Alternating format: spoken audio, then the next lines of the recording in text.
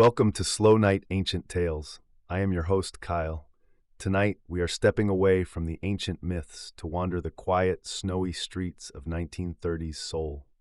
We will experience a dreamlike encounter through the eyes of Lee Hyo-seok, one of Korea's most celebrated modernist writers. Angel in a Prose Poem is a gentle reflection on loneliness, city lights, and a fleeting magical connection in a quiet tavern. So find a comfortable spot. Let go of the day's worries, take a slow, deep breath, and let the rhythm of this wintry prose carry you into a peaceful slumber. And a prose poem. In the brief glimpses of the city, at least in its outward impressions, there are no surprisingly striking changes. Because of this, one does not need to marvel at newly built structures like a first-time traveler, nor be mesmerized by the department stores, nor stare wide-eyed at the mountains of merchandise. One can simply and calmly ignore it all. But if I am to speak honestly about the one single thing that catches the eye, it is the landscape of the women. The changing faces, the seasonal attire creates a landscape that is ever new, so that even in the span of a single season, one cannot help but look with fresh eyes. In the end, it is this landscape that leads the city's culture. Walking down the street, sending a quiet thought to a fluttering scarf or the expression of a passing stranger. Is this an unhealthy heart? To travel is to search for something. And isn't this exactly what that something is? Rather than walking into a library to seek the well-worn truths of the human comedy, or staying cooped up in a cold boarding house room, wandering the streets aimlessly is far better at lifting a traveler's spirit. Even the poorest music in the world is better than a bitter loneliness, and even the cheapest wine on the street can at least take away the cold. The second floor of the boarding house is cold and dreary. On the floor, there is a small charcoal fire and a chilled water jug. Through the single-pane glass window overlooking the hotel across the way, dust and wind seep in, making the room, with its lone suitcase and desk, feel even more desolate. Whether we are grand or humble, everyone lives their own life. When the life within those four walls becomes too heavy to bear, the street outside certainly becomes a kind of temptation. Countless teahouses have already formed an almost destined connection with the idle youth. Countless taverns where the god of wine never turns a soul away. To find a quiet comfort in the passing gaze of a stranger is not a privilege reserved only for poets. After wandering through a few taverns, I found myself completely and blissfully drunk. In the midst of the wine, the mind becomes unnecessarily excited and wonderfully loose. If the morning belongs to the angels, then the night perhaps belongs to the devil. The devil can effortlessly steal away the heart of even the most gentle person.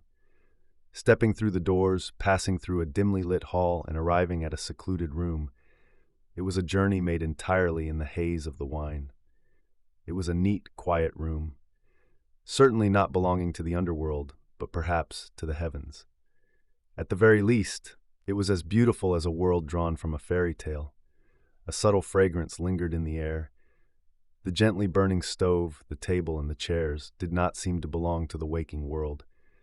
On this mysterious stage, the leading lady finally appeared. She was certainly no devil. She was an angel. Yes, an angel of the streets, without a doubt. Yet, rather than an angel of the streets, she felt more like an angel from a fairy tale. An angel of the heart. Her form, pulling and swaying the mind, was too precious to be seen as just another fleeting face in the city. With short, unbound hair, the angel fluttered softly into the room and sat in the chair opposite me. It was a silent movement, without even the sound of wings. A quiet smile played upon her deeply shadowed face, but she did not speak a single word. Yet, if I were to translate her expression, it would clearly say, "I carry many worries, but right now, I am happy." The silence was broken by an old woman who unexpectedly appeared, bringing us tea. From the teacups placed upon the table, a soft steam rose into the air. Through the gentle steam, the angel's expression melted into something even softer. "My eyes are sunken, and my eyelashes are long," she whispered. "Aren't you afraid of me?" Her expression, playfully rolling her large eyes, sparked something indescribable in my heart. "Dresses suit me well," she said, fluttering the sleeves of her sheer, dragonfly-like garment. She truly looked the part of an angel.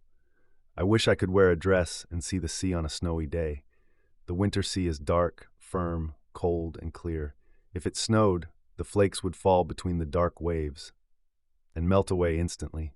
The ships in the harbor would stand quietly, as if frozen, forgetting even their whistles, just showing off their white decorations. Her words were like a strange magic, like a highly fragrant wine, conjuring a clear, vivid illusion. The image of her wearing a dark dress, a red scarf blowing in the wind, walking along a quiet winter harbor, floated perfectly before my eyes. "I was engaged once," she murmured softly, "but without ever giving my heart away, I somehow fell into this world." Even the harsh confessions of reality, when spoken in that atmosphere, wore the mask of a dream and turned into nothing more than a fairy tale. Love and desire are inseparable. Where there is love, desire surely follows, and where desire springs, love naturally attaches itself. The problem is the order of the two, but there is no rule that desire must only begin from love. There is also a love that begins from desire, and sometimes that kind of love can be even more fragrant and deeply profound. An angel of the streets does not always have to remain an object of desire. An angel of the streets can also become an angel of the heart. She enters through desire and shakes the soul. Such a love does exist. The angel of that night was engraved into my mind and refuses to easily fade. It was not a night of prose, but a night within a dream, a night within a story. Travel is joyful. The dreary life of the boarding house, the changing landscape of the city, the delicate form of an angel. These various memories pile up, one by one, upon the heart, turning into joyful recollections. It seems that even the most prosaic experiences, when written within the heart, can become a beautiful song. The snow has stopped falling in our story, and the quiet winter harbor has faded into the mist. I hope this brief, beautiful dream has brought a gentle warmth to your night and quieted your mind. Thank you for resting here with me at Slow Night Ancient Tales. If you found comfort in tonight's journey, you can always return whenever you need a peaceful escape. Until our next story, sleep well and sweet dreams. Good night.